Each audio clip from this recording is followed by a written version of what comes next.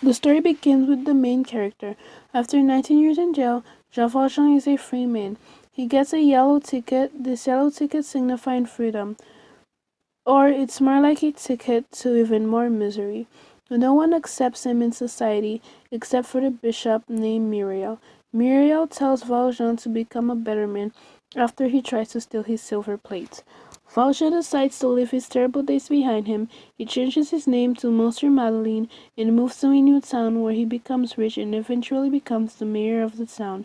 Meanwhile, there is this girl named Fantine who is in poverty. She doesn't have any money and she's left to raise her daughter Cosette all by herself.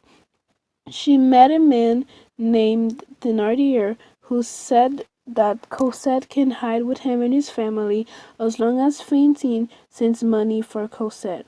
Fantine gets a job in Madeleine's factory but gets fired as soon as everybody started to find out after her secret child. Thénardier, on the other hand, keeps asking Fantine for money, but Fantine isn't able to provide enough. Fantine has to sell her hair and teeth to be able to send money to him. One night, Fantine was arrested by the local lawman Javert, but Madeleine insisted that he let her go. Javert started questioning Madeleine's identity, and he found out that Madeleine's real identity is Jean Valjean. He arrested him in front of Fantine. Fantine was so shocked that she ended up dying. Valjean was once again sent to jail. He escapes. He goes back in town to save Cosette from the Thénardier family who's been treating her badly all these years. Valjean offers Thénardier tons of money. He eventually buys Cosette and heads to Paris. Things were going great in Paris for a while until Javert hears that Valjean is back in town, and Valjean and Cosette packs their stuff and leave once again. They end up in a garden called Les Petits Pickups. Years later, a young man named Marius sees Cosette in the garden, and he eventually falls in love with her. But unfortunately, Valjean takes Cosette once more and moves someplace else, because he thought Marius was a spy.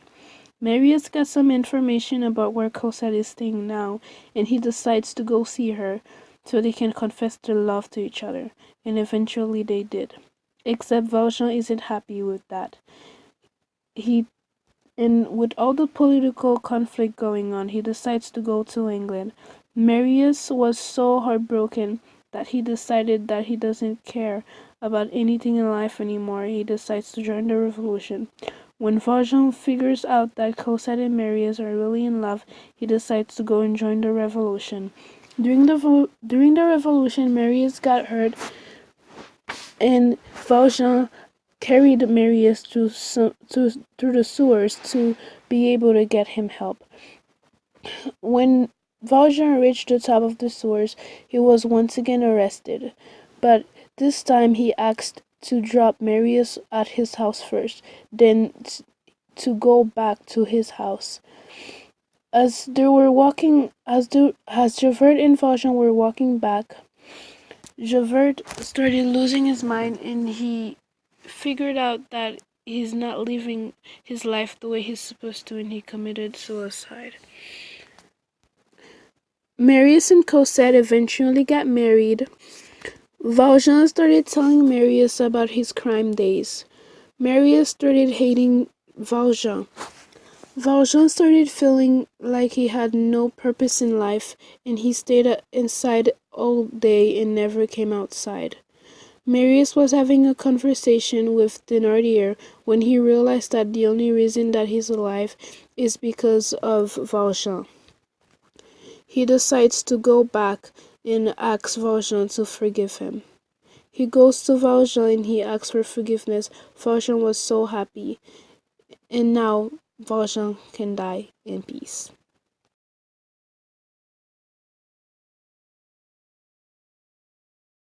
In heroic theme is shown by Jean Valjean how he's always saving others. He saved Fantine. He saved Marius during the revolution. He saved Cosette from misery. Jean Valjean is always saving people. And also by the bishop when he helped Valjean when no one else did. Another A secretive theme is shown in the book by Jean Valjean hiding his real identity, by Fantine hiding her daughter.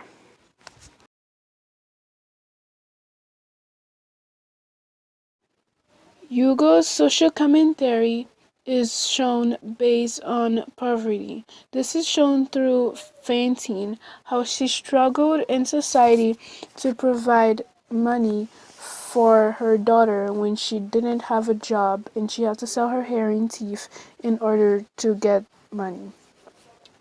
Another social commentary Hugo showed was how the higher class is taking advantage of the lower class. This is shown through Thénardier and Fantine, how when he took advantage of Fantine just for money.